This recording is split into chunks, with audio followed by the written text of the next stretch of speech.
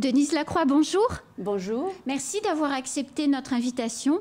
C'est moi qui vous remercie. C'est une chance d'avoir un avocat général à la Cour d'assises de Mayotte sur le plateau. On va parler justice, toutes les deux. Expliquez-nous, madame, ce qu'est un avocat général. Alors, le terme prête à confusion. Oui. Avocat général n'a absolument rien à voir avec le métier d'avocat habituel. C'est un terme ancien, à l'époque où le roi, qui avait des intérêts privés, avait besoin d'un avocat pour se défendre au cours d'un procès. Et ce terme est resté. En réalité, je fais partie de ce que l'on appelle le ministère public, le parquet, et je suis rattachée à la cour d'appel de Saint-Denis de la Réunion, puisque, comme vous le savez, il n'y a pas de cour d'appel à Mayotte. Il y a seulement une chambre d'appel qui est située à Mamoudzou. Et votre rôle dans un procès, puisque vous êtes aux assises, on va reparler ensuite des procès aux assises à Mayotte, mais quand il y a un procès aux assises, quel est votre rôle?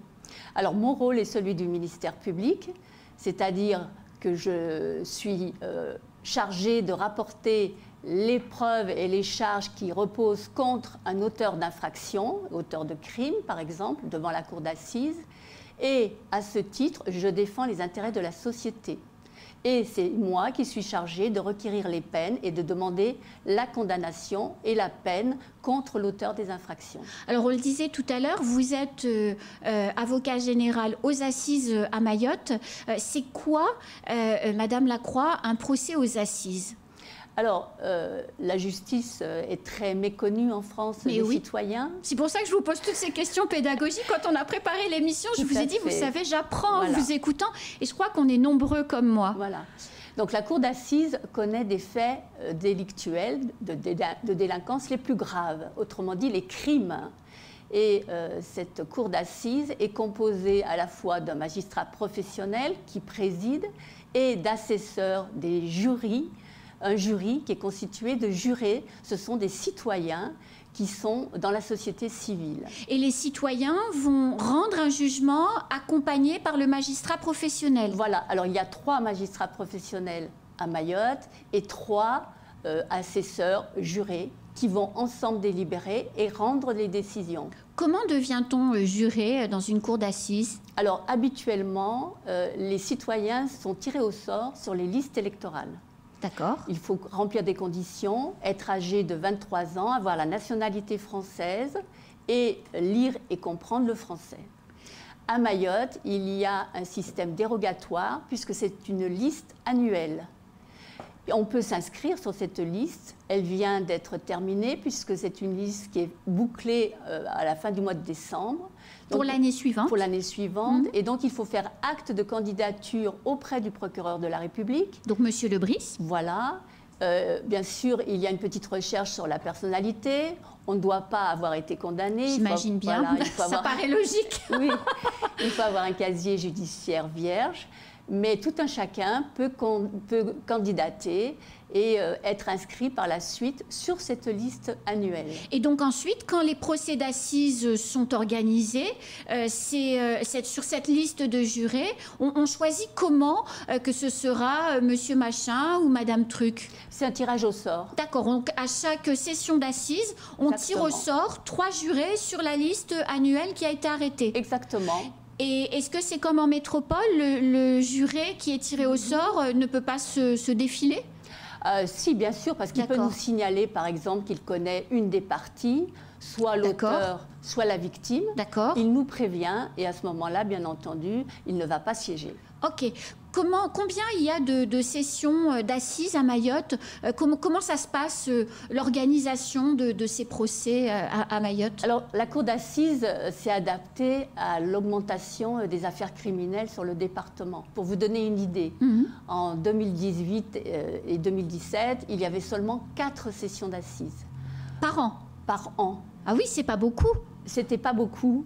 Mais nous sommes passés cette année, en 2022, à 8 sessions d'assises au minimum. Et en fonction des dossiers qui vont nous arriver en cours d'année, il se peut qu'il y ait une 9e session d'assises. Et une session d'assises, ça dure combien de temps? C'est 2 semaines.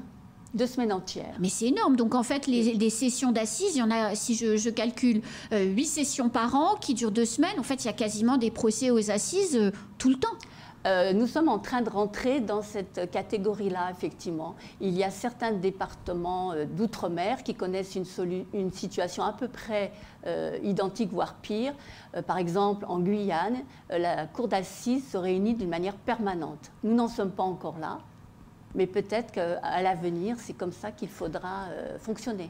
Et ici, à Mayotte, dans l'année qui vient de s'écouler, parce qu'en fait, il faut le dire, ça fait déjà 2 ans que vous êtes là et vous êtes à la fin de votre, je ne sais pas comment on dit, mandat, détachement, séjour à Mayotte. Sur l'année 2021 qui s'est achevée, par exemple, quels ont été les grands procès aux assises emblématiques ? Alors, depuis que je suis ici, il y a eu des procès qui ont eu un certain retentissement, notamment la bande à Mdéré, qui était connue pour être coupeur de route dans le sud de l'île, ou bien celle de Magnélé, et on se rend compte au fur et à mesure des procédures qu'il y avait des liens entre ces 2 bandes. Donc nous avons quand même des procès emblématiques, outre bien sûr des procès contre les forces de l'ordre. Il y en a eu un important. Voilà, contre le lieutenant-colonel qui dirigeait le commandement de la gendarmerie à Mayotte et qui a fait l'objet d'un véritable guet-apens et qui a été ciblé par une bande de jeunes pour qu'on lui fasse la peau, si je peux dire. Je pense qu'on peut dire ça. Et il a été lourdement blessé et il garde encore aujourd'hui des séquelles. Vous parliez tout à l'heure, Madame Lacroix, de crimes que l'on jugeait aux assises. Pour qu'on comprenne bien, au sens du droit, c'est quoi un crime ? Alors, le crime, c'est les infractions les plus graves qui sont commises. Pour vous donner un exemple, ce sont les viols, ce sont les vols à main armée, c'est-à-dire que dès lors qu'il y a la présence d'une arme à Mayotte, essentiellement des armes blanches. Pour l'instant, oui, voilà, par chance. Exactement. Donc des machettes, c'est une circonstance aggravante de l'infraction de vol. Il y a bien sûr aussi la réunion, la bande organisée, qui sont des circonstances aggravantes et qui conduisent obligatoirement devant la cour d'assises. Les violences commises contre les forces de l'ordre, lorsqu'elles sont aggravées, elles aussi conduisent vers la cour d'assises. Alors, en règle générale, les peines qui sont données, je ne sais pas si le terme donné est approprié, mais en tout cas, à l'issue d'un procès aux assises, les peines, les sanctions sont plus lourdes que, par exemple, au tribunal judiciaire. Pourquoi ? C'est parce qu'il y a des jurés, donc des représentants de la société civile qui ont envie d'être plus... de condamner plus fermement, ou bien c'est la nature des crimes, ou c'est les deux ? C'est la nature de l'infraction avant tout, puisque pour être condamné lors d'un crime, les peines vont au-delà de 10 ans d'emprisonnement. Ce sont des peines de réclusion criminelle qui peuvent aller jusqu'à la perpétuité. Donc c'est avant tout la nature de l'infraction qui implique des peines qui sont effectivement très lourdes. Alors souvent à Mayotte, on dit que la population ne croit pas en la justice. Il y a une forme de défiance, considérant qu'elle n'est pas assez sévère. Vous, ça fait 2 ans que vous êtes aux assises, donc vous avez vu plusieurs jurés passer. Est-ce que quand ils sont en délibération, quand ils travaillent avec les magistrats, est-ce qu'ils ont envie d'être très, très sévères avec les auteurs de crimes, ou c'est pareil qu'en métropole? Est-ce que ici, ce sentiment de défiance induit un autre comportement sur l'envie de sanctionner? Alors, je voudrais tout de même préciser qu'étant ministère public, je n'appartiens pas à la formation de jugement et je ne participe pas au délibéré. Cependant, bien sûr, j'ai l'occasion d'échanger avec eux. Bien sûr. J'ai le sentiment pour ma part que, évidemment, les circonstances locales influent sur la décision, mais elles influent également sur le magistrat professionnel. Parce que le quotidien de Mayotte est rendu difficile par cette délinquance. C'est ce que l'on appelle l'ordre public, qui est troublé par ces infractions. Et bien entendu, on en tient compte. Alors, on le disait tout à l'heure, une forme de défiance du citoyen par rapport à la justice. Je vais prendre un exemple, et on en a parlé avant de prendre l'antenne. Ce gendarme qui subit une tentative de poignardage, je ne sais pas si le terme est approprié, par une jeune fille mineure. La police interpelle la jeune fille, elle est présentée devant un juge pour enfants puisqu'elle est mineure, et elle n'est évidemment évidemment pas... Vous voyez, même moi, je suis influencée. Elle n'est pas, elle n'est pas incarcérée. Oui. Elle est placée dans une famille d'accueil sous contrôle judiciaire. Bon, alors la police est évidemment ivre de rage. Mais à côté de ça, si on se met du côté de la population, c'est une jeune mineure isolée. On a le sentiment qu'elle s'en sort mieux en ayant poignardé un policier qu'avant, puisqu'avant, elle vivait plus ou moins dans la rue et que maintenant, elle est dans une famille d'accueil. Vous comprenez que ça choque la population? Oui. Alors, il y a deux éléments. La justice des mineurs est tout à fait à part. C'est le code de la justice pénale des mineurs qui s'applique maintenant depuis le 1er octobre 2021. Il y a des lois qui ont été votées par les élus qui fixent les règles de placement en détention provisoire. Et elles sont très strictes. Le magistrat n'a pas de marge de manœuvre, il doit appliquer la loi. On dit que le juge est la bouche de la loi. Donc il n'est qu'un exécutant de ce qui a été décidé dans l'hémicycle, par des élus, par des parlementaires. Par exemple, je ne connais pas l'âge de cette jeune auteure d'infraction, de cette jeune fille, mais en dessous de 13 ans, il est impossible de placer en détention. Entre 13 ans et 16 ans, le placement en détention est très limité également. Il faut favoriser l'esprit de l'enfance délinquante, si vous voulez, c'est de favoriser toutes les solutions possibles et toutes les mesures possibles avant d'en arriver à une incarcération. Alors ça peut effectivement choquer, mais on considère qu'un mineur est un adulte en devenir et qu'il doit être avant tout éduqué, réinséré et que tout doit être mis en œuvre pour que bien sûr il n'y ait pas de récidive. Et là-dessus, je pense que tout le monde en est conscient. Quand on voit on vous écoute, oui, clairement, c'est évident. Quand on voit la réaction des mères de famille, c'est assez étonnant. Elles protègent leurs enfants, même lorsqu'elles se rendent compte qu'ils ont commis le pire, voire un viol sur une femme. Mais pour elles, ça reste leur enfant. Donc il faut aussi raisonner en termes de parents. Quelle serait notre position si notre enfant se trouvait dans cette situation-là? Par ailleurs, j'ajoute une chose, tout de même, une remarque que je fais d'une manière générale. Il y a beaucoup d'égalité entre les hommes et les femmes, mais les femmes, en matière de délinquance, bénéficient, certes, d'un peu plus de douceur. Alors, vous êtes présente à Mayotte depuis 2 ans, vous êtes dans une cour d'assises, donc vous avez un bon regard sur la manière dont fonctionne, je dirais, la violence à Mayotte. Vous avez de l'expérience en tant que magistrat.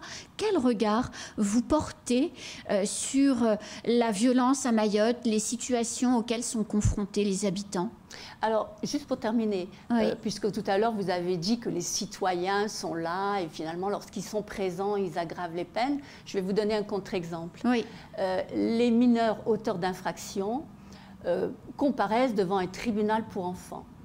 Et le tribunal pour enfants est une formation, là aussi, collégiale, mixte, c'est-à-dire qu'il y a un magistrat professionnel qui préside, mais qui est accompagné par 2 assesseurs, qui sont des citoyens de la société civile et qui ont été désignés par un arrêté. Ces assesseurs, ils sont là aussi candidats, mais on tient compte de leur expérience dans le milieu éducatif. Et vous voyez bien que finalement, les peines ne sont pas plus graves lorsque les citoyens participent à la décision finale. Alors pour en revenir à votre question, le regard que je porte, la différence qu'il y a essentiellement ici à Mayotte, c'est qu'on a effectivement une délinquance extrêmement juvénile, très jeune.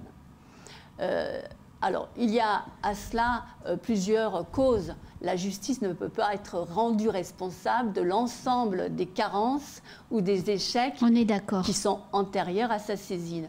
Nous ne sommes là que pour constater l'échec de toute une éducation, finalement, qui aurait dû commencer dans la famille, se poursuivre à l'école et être accompagnée par des associations, par des fédérations sportives, lorsque les enfants ne sont pas encadrés scolairement. Et un enfant, pour devenir un adulte responsable, avant toute chose, il doit être éduqué et encadré. Alors, 2 points, si vous voulez bien. Premier point, c'est la démographie à Mayotte, qui me paraît extrêmement dangereuse dans l'état actuel. Et je trouve que c'est un thème qui n'est pas suffisamment abordé, finalement. On est actuellement à 50% de la population qui est mineure, en dessous du seuil de 18 ans. Quand on connaît la natalité à Mayotte, Il s'agit d'un enjeu et d'un défi pour ce département qui est extrêmement important. Parce que cette population jeune va continuer à grandir, progresser, bien sûr. Voilà. Et qui, parmi les adultes, seront en capacité de les encadrer? Moi, j'ai l'impression qu'on était déjà arrivé à un point de bascule actuellement, où les adultes n'arrivent plus à encadrer leurs enfants. Parce qu'il faut savoir quand même que parmi cette délinquance, nous voyons de plus en plus de jeunes nés à Mayotte et qui ont fait toute leur enfance et adolescence sur le sol mahorais. Et nous voyons des familles qui viennent au moment des audiences. Ils sont présents. Ce sont un père, une mère, une tante, voilà, qui sont présents et qui sont là comme référent familial. Et qu'est-ce qu'ils nous disent? Ils nous disent, parce qu'ils sont finalement au courant, lorsqu'il y a un absentéisme scolaire, ils sont avertis. Et on leur pose la question, bien entendu, mais qu'avez-vous fait? Eh bien, ce qu'ils nous disent, c'est, oui, mais j'ai les plus petits aussi, il faut que je m'en occupe. Il faut aussi que je conduise les plus petits à l'école primaire, qui ne se trouvent pas à côté du collège ou du lycée. Donc vous voyez, à un moment donné, il y a un renoncement aussi dans les familles à pouvoir éduquer ses enfants et une difficulté à reconnaître qu'il y a un délinquant dans la famille, c'est jamais... C'est pas facile dans une culture de tradition orale. Voilà. C'est déjà la fin de ce temps de parole. Madame Lacroix, on avait encore plein de choses à aborder. Merci en tout cas beaucoup de toutes ces explications. Je suppose qu'on comprend sûrement un peu mieux. Je vous souhaite bonne chance dans la suite de votre carrière. C'est la fin de ce temps de parole. On se retrouve sur le plateau dans un instant.